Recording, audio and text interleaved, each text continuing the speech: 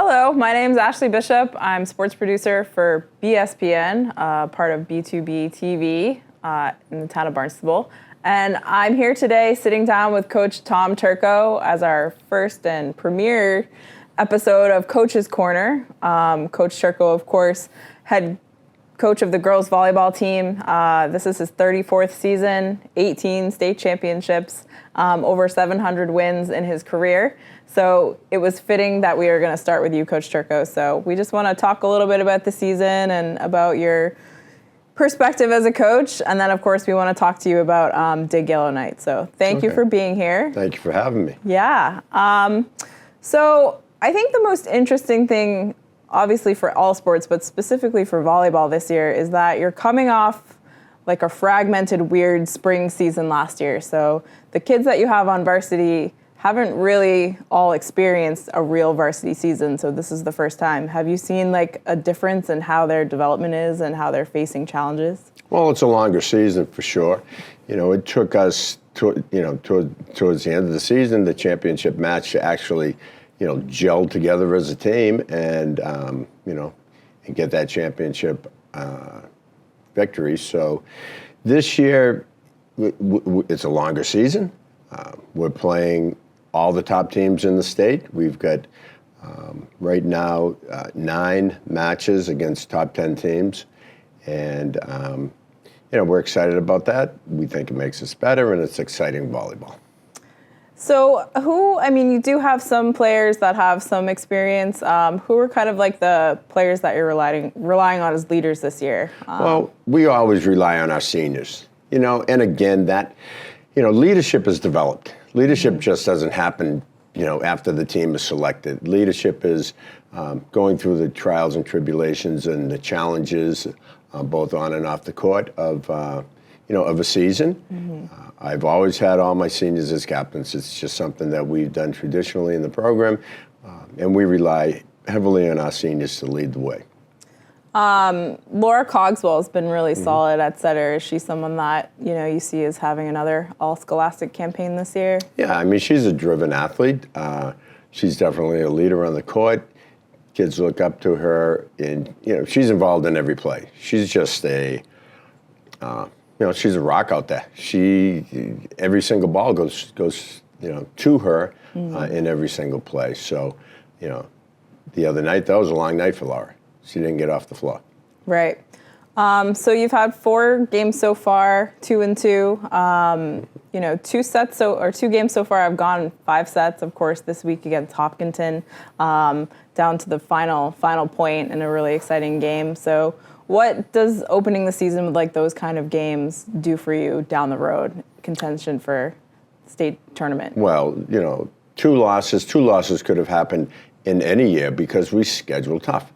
So I think that we've got to be able to, rise to the occasion late in the game.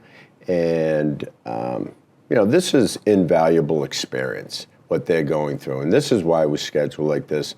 We want them to go through tough matches. It's only going to prepare them for a state championship run. And every time you compete at that level, you risk a loss. So, you just have to absorb the loss and take from it what you think can make you better. Now, I don't know if anyone really understands or knows, but the way that they format the state tournament is different this year. It's like a weight-based ranking system. Do you think that's going to change at all, like who you might face or how the tournament will seed out? I know you're really involved with the MIA, so. Yeah, I never got it straight when it was the old sectional tournament. To me, I think it's a whole lot more challenging to make it to a state finals or a state semifinals. You would have to win your section to make it to a state semifinal match. That's, so you would spend, the entire year,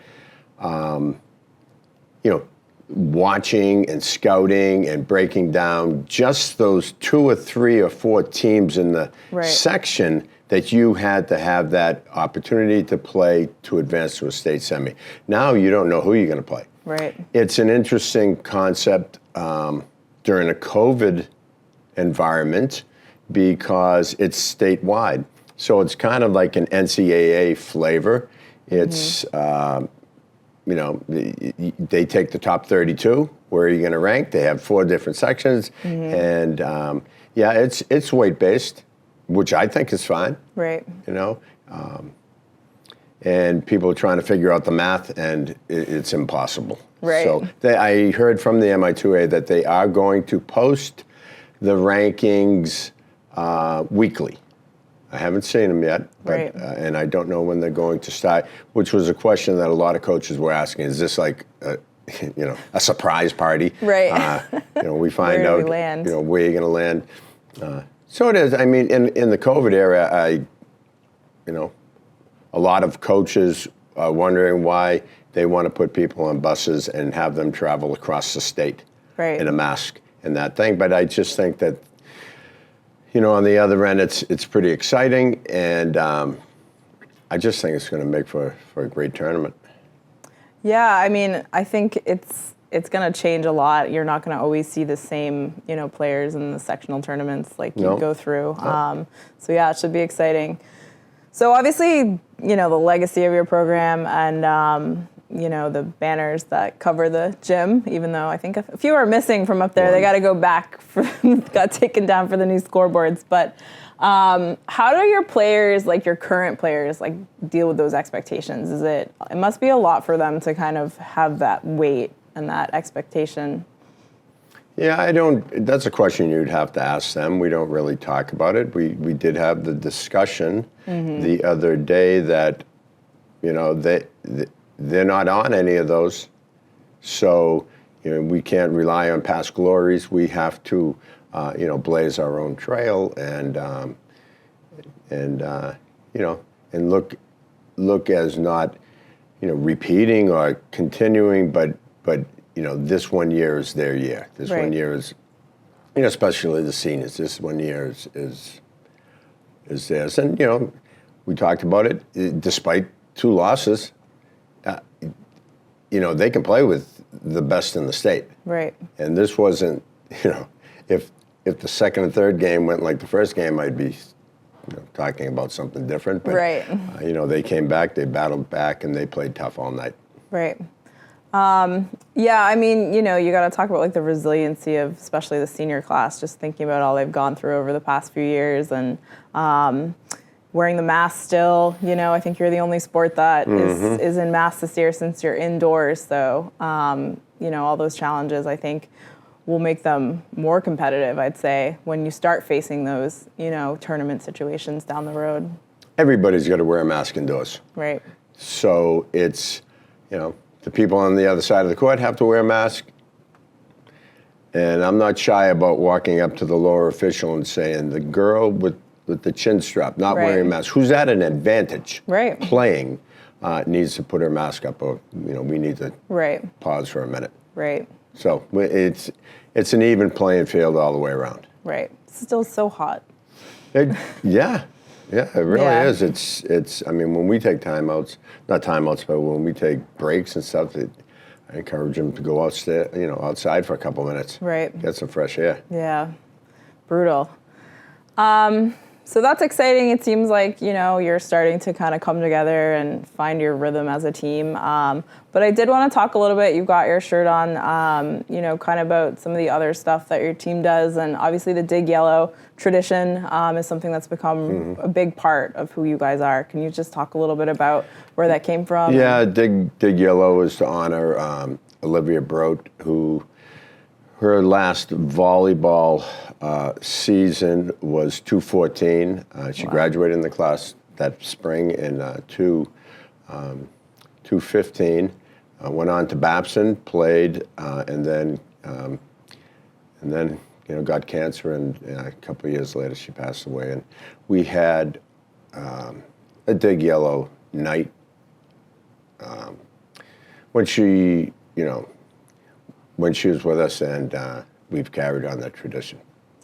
Yeah, I know obviously her sister Caroline graduated a couple years later, so was part of the program then, and her dad is still an assistant coach, so that must mean a lot to the Brote family that you continue on this tradition. Yeah, I mean, she's a part of our program always. Right.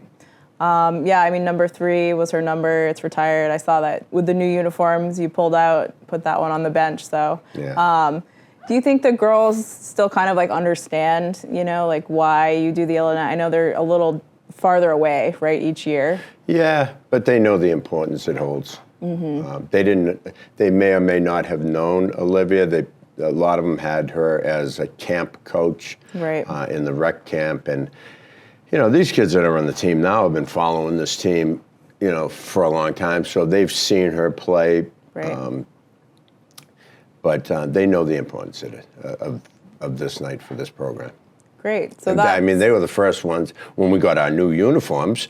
That was the first word I heard, other than interesting stripes.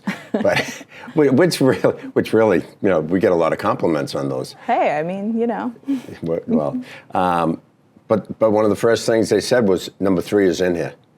Right. So, we took it, we put it aside, and I said, well, let's just Right. put it on a chair.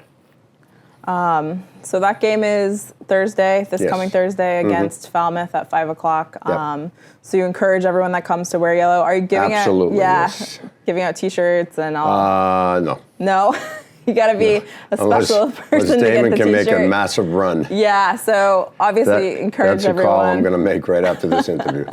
Yeah. Well, the fan base is back, so that Yeah. was like very impactful against Hopkinton. That was really amazing. I mean, I told the girls, hats off to this student body. This was, that was, I haven't seen a crowd like that in 10 years. I have not seen a crowd that big and that loud. And, I don't get into what, anything other than like real noise. So, but from what I understand, they're fine. And we hope to see them again. Yeah. In those undersized volleyball uniforms. Yeah, the football players in the small JV uniforms are certainly a sight to see. But no, it was great. I mean, to see that school spirit and kind of Yes. see them rally, it definitely made an impact. The later games, I think, for your team. So, well, we're excited to see what happens this season. Obviously, we're excited to see the rematch with DY and see what happens later in the season. So, As are we. thanks for sitting down with me. Good luck this season, and I'm sure we'll talk again soon. As always, a pleasure to talk to you. All right, go Red Hawks.